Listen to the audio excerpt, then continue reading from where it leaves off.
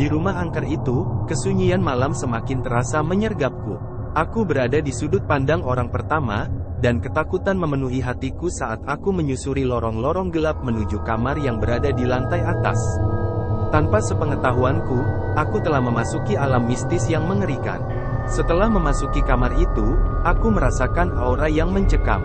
Suhu ruangan tiba-tiba menjadi dingin, dan udara terasa kental. Aku mencoba mengusir ketakutanku dan menggantungkan mantel di rak yang berada di dekat pintu. Tapi, entah mengapa, mantel itu jatuh dengan sendirinya, seolah ada kekuatan tak kasat mata yang menariknya ke bawah.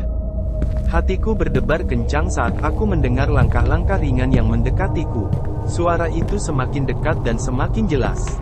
Aku merasa ada seseorang atau sesuatu yang berada di dekatku. Aku mengambil nafas dalam-dalam dan berusaha mengumpulkan keberanianku untuk melihat ke sekeliling. Di sudut ruangan, aku melihat bayangan gelap yang bergerak-gerak. Sosok itu tak berwujud, tetapi kehadirannya begitu kuat dan menakutkan. Aku memutuskan untuk menghadapinya dan berteriak, "Siapa yang di sini? Tunjukkan dirimu." Namun, tidak ada jawaban. Bayangan itu semakin dekat, dan aku merasa napasku tersengal-sengal. Aku mencoba melarikan diri, tetapi pintu kamar terkunci dengan kuat.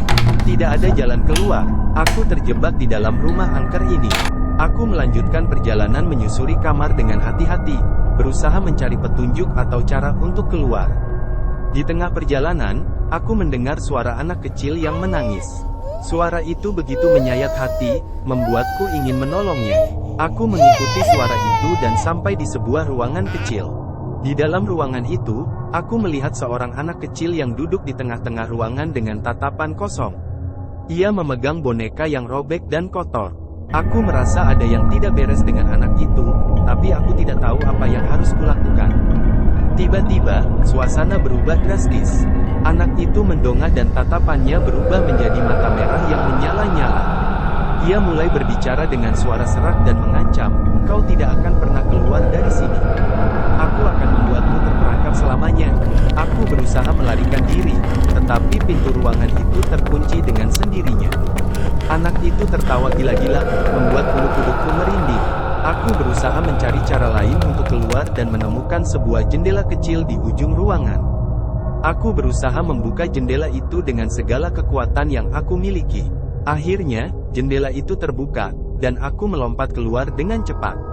Aku berhasil lolos dari rumah angker itu, tetapi ingatan akan pengalaman horor di dalamnya akan selalu menghantui pikiranku. Hingga sekarang, aku tidak tahu apa yang sebenarnya terjadi di rumah angker itu. Apakah itu hanya ilusi atau benar-benar ada kekuatan jahat di dalamnya? Aku tidak dapat memastikannya. Yang pasti, pengalaman itu telah mengubah hidupku selamanya. Aku belajar untuk menghargai kehidupan dan berhati-hati dengan kekuatan tak kasat mata yang mungkin ada di sekitar kita.